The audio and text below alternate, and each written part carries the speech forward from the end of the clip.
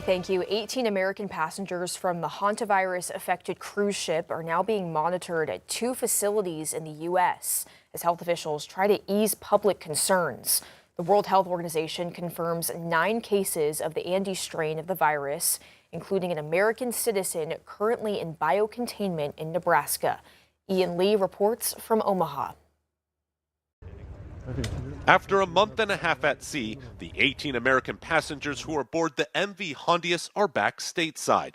2 passengers, a couple, were taken to Emory University in Atlanta after one of them started showing hantavirus symptoms. The 16 others, including one who tested positive for hantavirus, are being monitored at the University of Nebraska Medical Center. Each quarantined individual is in a private room. They do have access to technology. They can, conduct phone conversations, but there's no intermingling of any of the quarantined individuals. There's no visits from anyone outside of the quarantine unit. The incubation period for the hantavirus is more than 40 days, but it's unclear if the Americans in quarantine will stay at the medical center for the full duration. There's going to be an individualized decision plan for them to determine if it makes more sense for them to complete their 42-day monitoring period at home.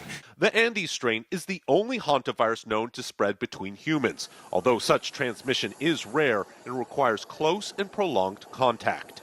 NIH Director Jay Bhattacharya told Evening News anchor Tony DeCopel that Americans should not worry about this becoming COVID 2.0. It is a more deadly disease if you get it, but unlike COVID, it's the way that people get it from person to person is much more difficult for that to happen. And so because the epidemiological pattern is different and the risk to the public is much lower, it didn't make sense to have a sort of a 5-alarm fire bell. In addition to the passengers who just got off the ship, 7 Americans flew home earlier and are being monitored locally. So far, none has reported any symptoms of the hantavirus. Ian Lee, CBS News, Omaha, Nebraska. An investigation is underway in Springdale after a crash that killed a teenager. Springdale police say that crash happened Saturday night at the intersection of Huntsville and Emma Avenues. Investigators say a driver was traveling north on Huntsville when they turned left, hitting a teen on a motorbike. The 17-year-old was taken to a hospital where he later died. Springdale police say they're waiting on lab results to come back before determining any charges. The driver of the Camry stayed on scene, has cooperated with the investigation. Traffic citations were issued to him. We are still waiting toxicology and other information to see if further charges are warranted at this time. In Russellville, Unit 2 at Arkansas Nuclear 1 is back up and running. This comes after a planned outage for refueling and maintenance for the plant.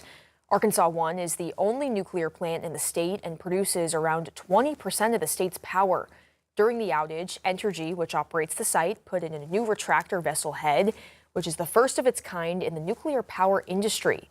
The site vice president at Nuclear 1 says the maintenance allows for savings for their customers, as well as the longevity of the plant.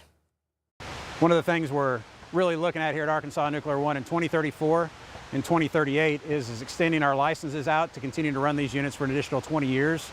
So by replacing the reactor vessel head, it gives us the opportunity to continue to run these units for the long term. Currently, the operating license at Unit 1 is set to expire in 2034 and Unit 2 in 2038.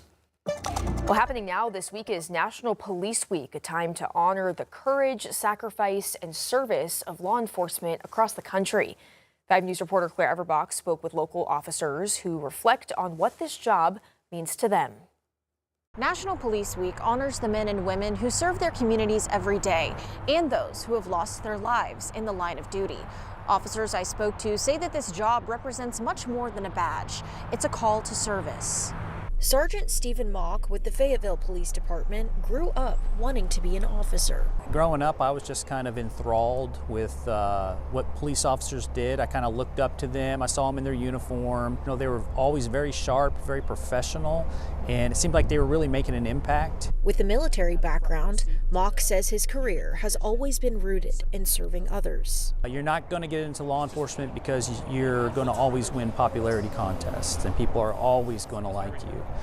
You get into it because you see that it's necessary and it's needed, and it is a way to serve your community.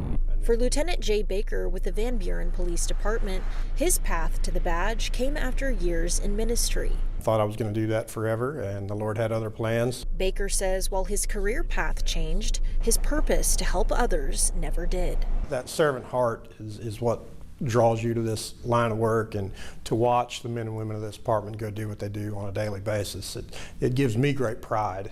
During National Police Week, officers take time to honor fallen colleagues, but say the duty to protect the public never stops. Just because you may be grieving or planning on honoring your fallen brethren, but the calls don't stop, and the citizens still need services. We need people who are full of compassion, full of empathy, and want to serve the community in which they live and leave it better than they found it.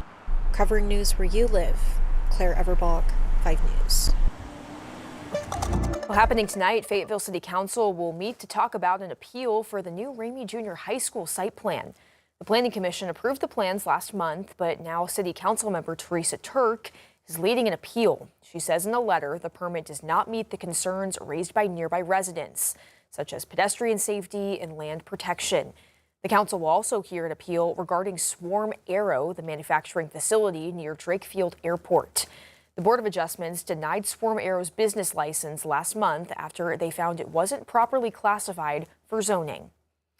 Also happening today, the Bentonville City Council will discuss their Ward 1 member opening at their regular meeting.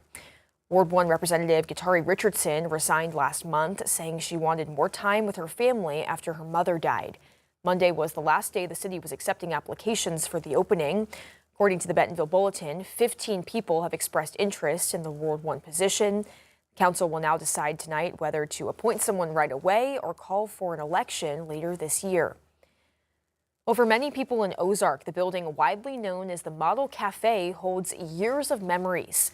Now, as city leaders work to revitalize downtown, there's hope that building could see new life again. For years, many buildings in downtown Ozark sat vacant or deteriorating. Monday night, city leaders discussed the building's progress, saying the owner had started to make repairs after the city sold the property with requirements that it must be fixed up. Business owner Justin McCormick says downtown Ozark has started seeing new shops and restaurants move in, with 4 new businesses opening since April and more still on the way. Downtown didn't really have anything. And so in this past year, we've seen vibrancy being brought back to downtown piece by piece. McCormick says he hopes the changes happening downtown help preserve the history so many people in Ozark grew up with.